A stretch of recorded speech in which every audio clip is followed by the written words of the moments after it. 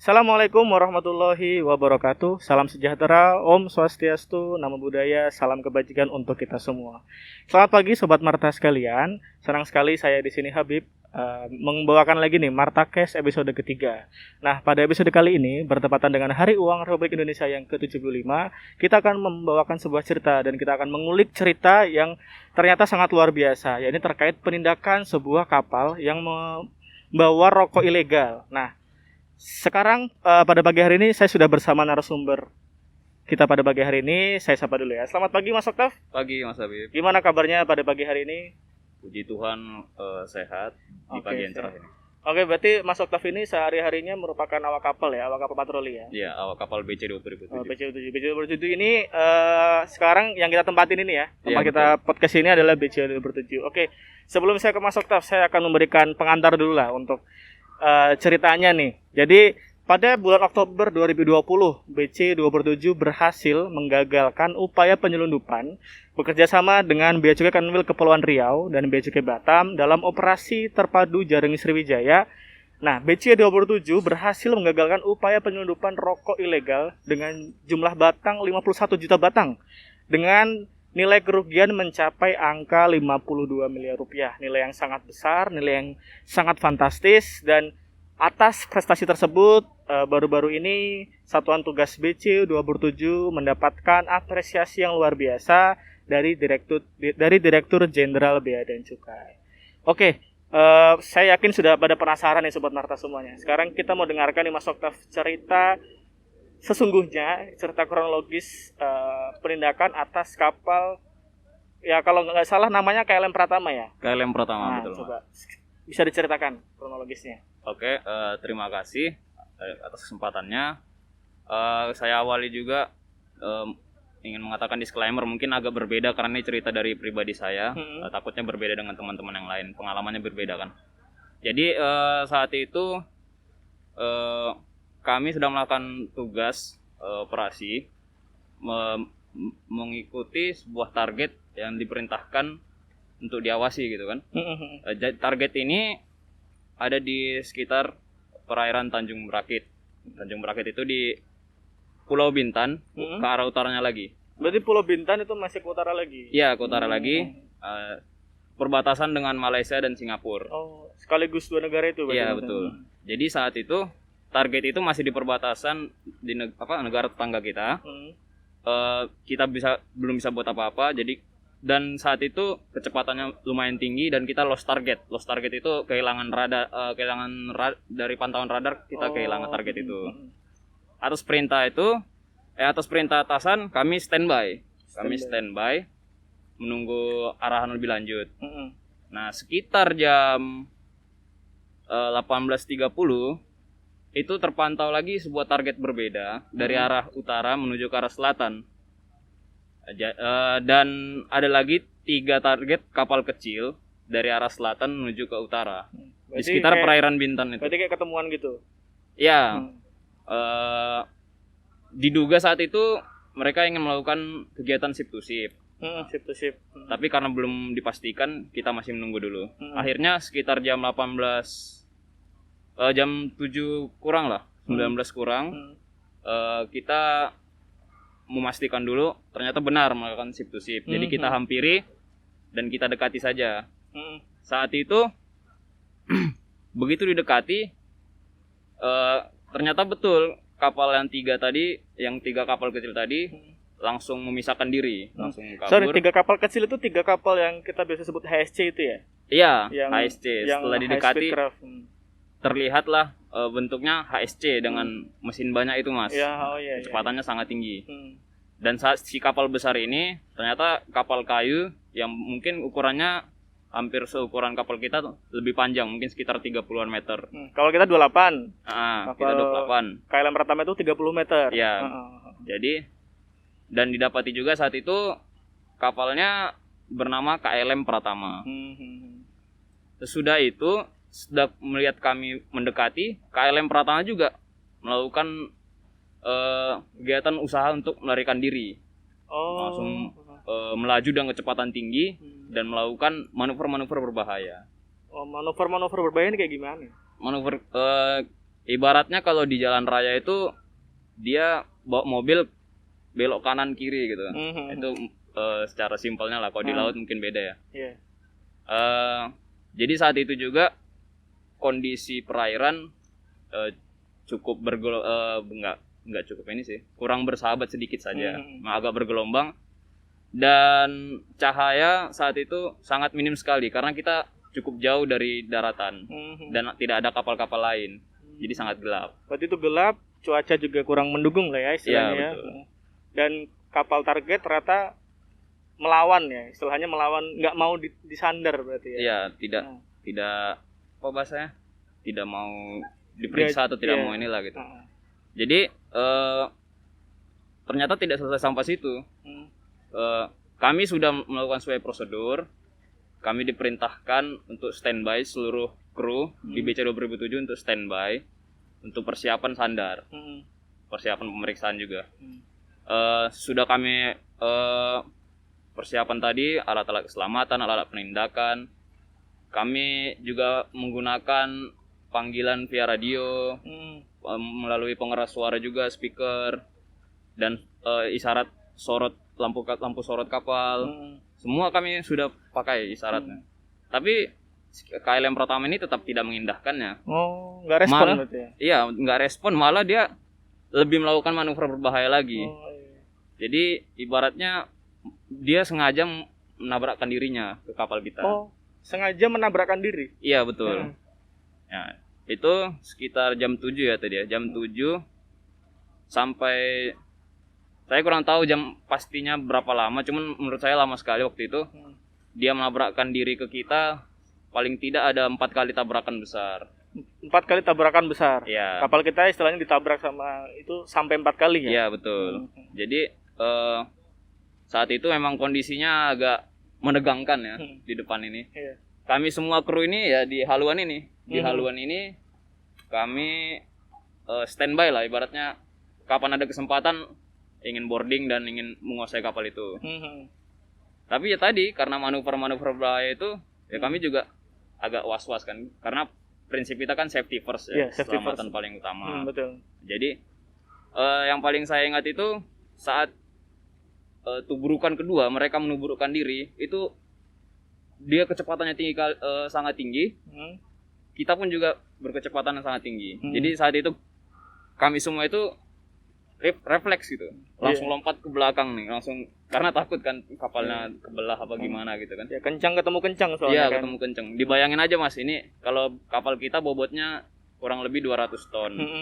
Kalau dia dengan muatan yang kita lihat saat itu yang cukup banyak, dengan tumpukan karton-karton itu, mungkin di atas 200 ton, mungkin 400 atau berapa. Dibayangin aja saling nubruk gitu. Iya, dengan kecepatan tinggi lagi. Dengan kecepatan tinggi. Jadi ya menegangkan lah saat itu, menegangkannya perwira dengan nada-nada tinggi. Kami juga pindah-pindah, kan biasanya kalau sandar nih sandar kanan gitu, sebelah kanan nih, sandar kanan. Tapi saat itu ya karena tadi tubrukan kanan kiri gini, jadi ini kita pindah-pindah dari kanan baru kiri lagi, kanan lagi. Itu cukup melelahkan ya. Karena itu juga kami akhirnya mengeluarkan tembakan peringatan. Tapi tetap tidak diindahkan juga. Sudah itu yang saya ingat pada tubrukan keempat, akhirnya kita yang menunggu momen kita tubrukkan diri ke KLM pertama. Jadi saat itu dibantu juga dengan tembakan water cannon. Water cannon itu meriam dari air laut. Oh, yang keluarnya air ya? Ya, keluarnya air. Dibantu itu, ditubrukkan. Saat itu posisi sandar kanan. Ditubrukkan. Boarding lah tim dari BC 2007. Sekitar 5 orang atau 6 orang ya? 6 orang awal. 6 orang awal. Tapi sangat disayangkan saat itu ada satu rekan kita mengalami cedera, yaitu Bang Ginting. Bang Ginting. Saat boarding. Cederanya gimana tuh, Taf? Maksudnya kok bisa, kenapa tuh? Saat itu saya ngelihat sendiri ya. Waktu itu saya megang tali di sini. Oh, di sini, di boulder ini. Boulder yang ini. Jadi beliau Ginting, Bang Ginting itu boarding, lompat. Tapi karena kondisi lautnya kurang bersahabat, terus manuvernya dia manuvernya juga ya? berbahaya. Jadi saat itu pijaannya kalau bisa kita lihat kan ini santai ya, maksudnya sama Iya, ya. Jadi beda lah gitu. Dan dia saat itu lompat, pijaannya nggak pas. Pijaan injakan kakinya itu nggak tepat. Jadi cedera di bagian kakinya sebelah kanan. Gitu. Gimana tuh waktu itu? Teriak kah atau gimana, dia sakitan pasti harusnya? Ya saat itu emang saya aja ngelihatnya ngeri gitu. Dia kejadiannya begitu dia jatuh, dia sempat diri 1 detik apa 2 detik, tapi langsung tumbang lagi, tumbang lagi, langsung terkapar lagi dengan raungan yang sangat keras gitu. Hampir kayak setengah nangis gitu mungkin ya. Sambil bilang kakiku gitu. Jadi tadi saya megang tali di sini, udah talinya aman. udah aman, udah ini stabil.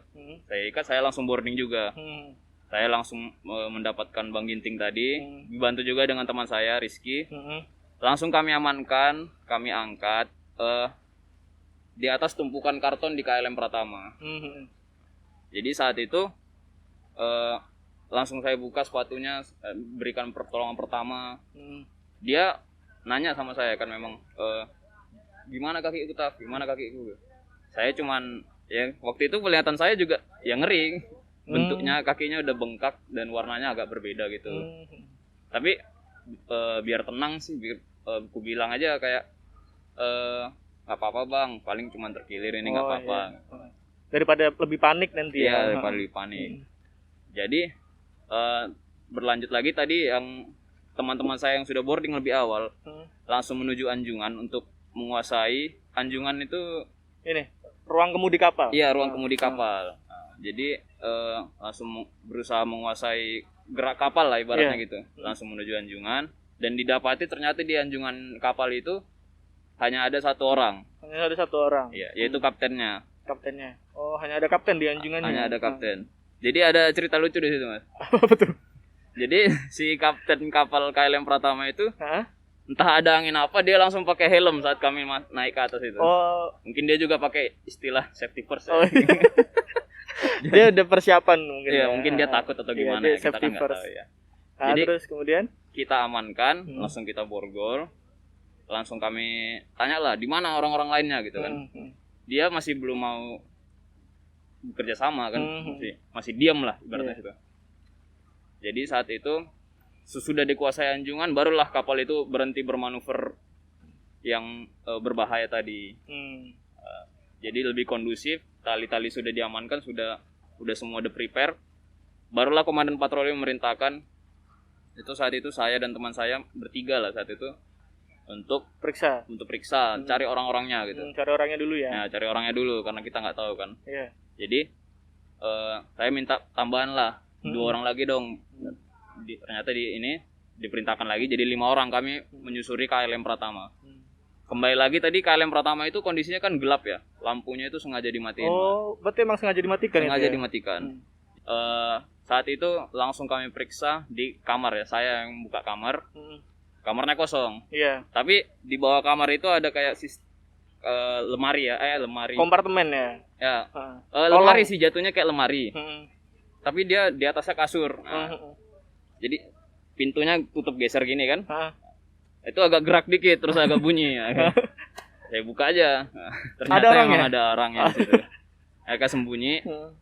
Saat itu emang gelap ya, jadi belum tahu jumlahnya berapa kan. Langsung saya suruh keluar. Langsung diamankan, diborgol, dibawa keluar ke bagian belakang dulu, ke tempat yang lebih terang lah gitu. Masih 5 orang. Terus saya tarik 1 orang. Di mana saklar penerangannya, tolong hidupin gitu. Untuk nyalain lampu ya. Iya. Ternyata dia masih mau kerjasama kan, dihidupin, barulah kelihatan ibaratnya ada ruangan apa aja sih di KLM Pratama ini gitu kan. Ada benda-benda apa gitu kan, baru kelihatan, baru tenang lah sedikit. Hanya saja teman yang lain juga meriksa di kamar mesin, ditemukan juga 5 orang. Jadi emang pada sembunyi ya? Pada sembunyi.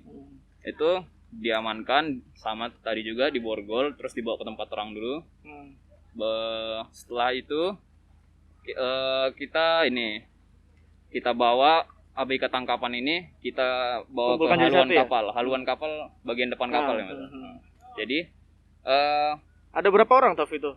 10 orang awalnya. Awalnya? Awalnya 10 orang. Maksudnya awalnya itu gimana? Jadi gini, jadi setelah itu jam 8 tadi, jam 8 kita sudah merasa sudah menguasai kapal ini, kita jam 8 sudah kita segel, sudah kita ini, kita bawa ABK Tampan ke depan. Nah, di jam 9 itu salah satu ABK yang duduk di sini itu kebalik gitu, jatuh gitu kan. Tiba-tiba jatuh. Tiba-tiba jatuh. Ya kita tanya dong kenapa gitu kan. Iya. Ada yang dorong dari bawah Bang gitu. Terus. Gak mungkin kan, gak mungkin mistis kan. Iya, gak mungkin. Ya udah, jadi kami periksa. Emang ditutup terpal, kami kan nggak tahu kan. Iya. Ditutup terpal, dibuka, ada pintu, ya pintu ruangan palka depan gitu kan. Dibuka, ternyata langsung keluar 4 orang tambahan. Oh. Itu langsung kami amankan juga, langsung kami borgol. 4 orang itu dari mana aslinya? Nah itu teman saya saat itu ya agak rada marah lah ibaratnya. Ditanyain kan, kok teman-temanmu ini masih ada gitu kan. Jadi saat itu ternyata itu orang dari kapal yang HSC Pak, kata ABK yang lainnya. Yang kapal tadi sandar ke kapal besarnya Iya, itu ya. ketinggalan gitu. Naas berarti, kasihan ya. Naas. Iya. Udah keringetan tadi dalam itu. Setelah itu ya kita bergerak ke Kanwil BC Kepri. Ya dengan dibantu juga dengan rekan-rekan yang lainnya. Berarti setelah itu dibawa ke Kanwil BC Kepri Tanjung Balai Karimun ya? Iya betul. Itu berapa lama perjalanannya? Itu kami sampai jam 8 atau setengah 9 ya, setengah 9. 12 jam itu? Iya 12 jam lebih. 12 jam. Selama 12 jam itu Oktav ngapain? Di kapal BC Dobrjo atau di kapal tangkapannya? Saat itu saya di KLM Pratama. Itu ngapain? Maksudnya yang bawa kapalnya? Yang bawa kapal bersama dibantu juga. Kami secara periodik Mas. Ada yang bawa kapal KLM Pratama, ada yang mengawasi ABK Tangkapan. Itu secara periodik kami gantian. Saya gantian sama Mas Agus, sama Mas Rizky. Jadi saat itu emang saya ngerasa sinergi kami emang klop banget gitu. Maksudnya klop itu udah saling ngerti gimana jangan sampai nyusahin teman yang lain gitu. Jadi ada yang kayak Rizky kemarin langsung inisiatif atau gimana, langsung amankan. Ternyata banyak benda-benda tajam di kapal itu. Parang ada? Parang, gunting, pisau, banyak, cukup bahkan banyak. Parang aja ada ya? Iya, ada. Waduh. Jadi saat itu emang klop sih aku akuin. Teman-teman yang jaga ABK juga gantian juga 2 orang. Pokoknya top lah, sinergi emang betul-betul klop. Oke, tadi kembali ke yang perjalanan ke Kanwil BC Kepri. Oktav kan di KLM Pratama berarti ya, iya, bawa betul. kapal itu. Tapi digandeng gini berarti. Iya, digandeng betul. Itu emang nggak jenuh di situ. Kan nggak di kapal kita sendiri tuh. Iya. Kalau jenuh, pasti lah Mas. Iya, manusiawi ya. Manusiawi. Udah jenuh, tambah agak capek dikit, timbul lah rasa lapar. Rasa lapar. Angin laut lewat gitu kan. Angin laut ya, gitu. Cuaca dingin. Iya betul. terus. Hubungin teman-teman yang di sini lah, kan ada tukang masak ya namanya di sini. Tolong dong bikinin makanan kebangsaan kita. Kebangsaan. Indomie kan gitu. Indomie rebus tentunya. Indomie kan? rebus dong. Ya, itu sekitar jam berapa tuh? Itu jam sehat. Jam sehat ya. Jam produktif pagi. Ya. Jam wajib konsumsi. Jam wajib konsumsi. Tapi emang Indomie kapal tuh emang nggak ada lawan. Nggak ada lawannya. Sebenarnya mereknya sama, cuma kondisinya tuh nggak ada yang lawan gitu. Apalagi pas bikin film kan. Iya. Film action. Lagi bikin film action lah kan. Iya. Makannya Indomie gitu kan. Iya. Oke, nyampe Kanwil BC Kepri tadi jam berapa? Setengah 9. Setengah 9. Dan posisinya itu emang langsung das gitu ya. Langsung ya. Oke, Taf. Terus kan baru-baru ini kan Oktav dan teman-teman yang lain di 27 itu mendapatkan penghargaan nih dari Bapak Direktur Jenderal. Iya, betul. Nah, itu gimana Taf? Rasanya ternyata dapat dikasih apresiasi yang luar biasa gitu. Gimana rasanya tuh? Rasanya itu bangga sama senang sih. Terus kembali lagi saya cerita, maksudnya berhubungan ya. Iya. Paginya itu waktu matahari datang, matahari terbit, baru kelihatan lah di KLM Pratama itu muatannya itu memang luar biasa. Penuh ya? Penuh dengan kardus-kardus itu. Memang malamnya mungkin karena gelap ya, jadi nggak terlalu merhatiin kan. Kami udah buka satu kardus, ternyata isinya rokok. Tapi ketika pagi itu kami ngelihat, emang banyak ya gitu. Banyak gitu. Maksudnya nggak tahu lah. Memang saat itu udah di ini sih, mungkin dihitung secara kasar kan, kalau kami hitung sendiri mungkin ya miliaran gitu. Nggak tahu lah ini pastinya berapa gitu. Cuman pas di Kanwil BC Kepri itu dicacah sementara ternyata puluhan miliaran gitu kan. Puluhan miliar saat itu kaget lah gitu ya. Iya. Dengan itulah jadi saya ngerasa kayak penghargaan tadi itu seneng gitu. Karena apa, kayak wah ternyata tangkapan besar juga ya gitu ya. Dan itu ternyata nilainya tinggi ya, Taf? Wah iya. Yang Octave lihat kan berarti kan 52 miliar tuh. Iya. kan? Ternyata dalam bentuk rokok. Ternyata dalam bentuk rokok ya kan. Jadi saat itu saya ngelihatnya kayak kabarnya itu kan jumlahnya itu beberapa hari setelah kan. Oh jumlahnya 52 miliar. Oh berarti kemarin ngelihat duit miliaran baru itu gitu kan. Iya diinjek-injek lagi kan. Injek-injek. Tapi di situ kayak saya langsung merasanya kayak seneng gitu maksudnya. Wah ini 52 miliar mungkin kalau jadi uang negara bisa bikin apa aja gitu. Iya. Pasti banyak lah bisa dipakai. Apalagi di masa pandemi kayak gini ya, iya, orang-orang betul. sangat butuh bantuan gitu Iya, kan, betul. sangat butuh suntikan dana. Iya. Sayang banget sih. Iya, itu sayang banget. Jadi intinya seneng sih mas saya. Dan bangga ya tentunya. Bangga tapi. Oke. Baik Taf, terima kasih untuk kesempatannya. Tapi sebelum saya tutup, saya ingin menghubungi nahkodanya Octave nih. Nahkoda di BC 27 waktu kegiatan penindakan itu nih. Siap.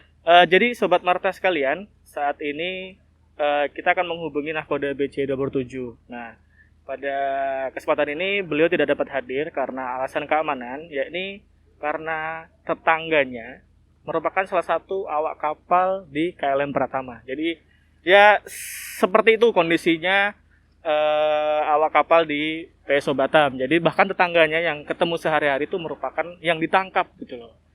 Nah, nanti kita akan menghubungi nahkodanya. Apakah sudah terhubung?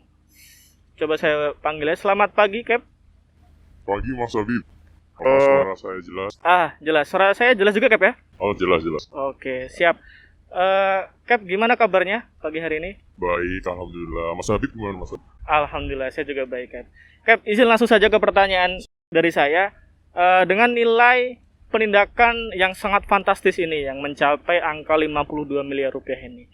Jadi seberapa penting sih sebenarnya pengawasan laut yang dilakukan oleh Kementerian Keuangan, dalam hal ini dilakukan oleh Direktorat Jenderal Bea dan Cukai. Silakan, Cap. Baik, terima kasih Mas Habib. Sebelumnya Mas Habib, saya izin meminta maaf karena tidak dapat hadir secara fisik untuk menemani Mas Habib dalam acara podcast di episode kali ini ya Mas Habib ya. Dan karena benar adanya sih apa yang Mas Habib sampaikan, bahwa kru atau kapal KLM Pratama itu yang kita tangkap itu salah satunya adalah tetangga saya sendiri, tetangga saya di komplek yang saya tinggali saat ini. Dan dengan pertimbangan keselamatan, dengan pertimbangan keamanan dan kebaikan untuk saya dan keluarga saya tentunya, saya merasa bisa menjawab pertanyaan Mas Habib melalui sambungan telepon seperti saat ini. Baik, kembali ke pertanyaannya Mas Habib tadi ya. Jadi seberapa penting sih pengawasan laut yang kita lakukan gitu. Ya, dengan melihat kejadian penyelundupan rokok yang nilai kerugiannya itu mencapai angka 52 miliar rupiah, itu jujur membuat nurani saya tuh prihatin ya Mas Habib ya. Karena ternyata ada upaya yang luar biasa untuk menyelundupkan barang, dan itu bisa berdampak sangat buruk terhadap pertumbuhan ekonomi di negara kita. Karena ketika barang itu berhasil masuk, ketika barang itu berhasil dibawa penyelundup memasuki negara kita, hal itu bisa memicu persaingan yang tidak sehat di bidang usaha rokok. Jadi sebenarnya pengawasan laut atau patroli laut yang dilakukan oleh Kementerian Keuangan, dan dalam hal ini amanahnya diemban oleh kita, oleh Bea Cukai, itu sangat penting ya. Dengan kita patroli setiap saat, dengan kita patroli mengelilingi perbatasan setiap saat, itu bisa menjamin atau menjaga hak-hak negara di bidang fiskal. Apalagi di masa-masa pandemi seperti ini kan, jelas kondisi perekonomian masyarakat kita sangat terganggu ya. pemutusan kerja seperti yang kita tahu di mana-mana, PHK di mana-mana, dan lumayan sulit lah ya untuk mencari pekerjaan. Maka dari itu, dengan kita melakukan pengawasan laut atau patroli, itu bisa menjamin hak-hak negara dan memastikan bahwa ya industri-industri UMKM itu mampu berjuang dan senantiasa tumbuh di tengah pandemi seperti saat ini. Karena dengan upaya itu, kita bisa bersama-sama untuk memulihkan ekonomi, untuk bisa menjadi lebih baik, dan lebih siap untuk menopang Indonesia yang lebih tangguh. Jadi, saya kira begitu Mas Habib. Ya, intinya kita harus punya semangat yang sama, dan semangat yang luar biasa untuk bahu-membahu, untuk bekerja sama dalam memulihkan ekonomi, ya di saat pandemi seperti ini, supaya Indonesia bisa semakin maju.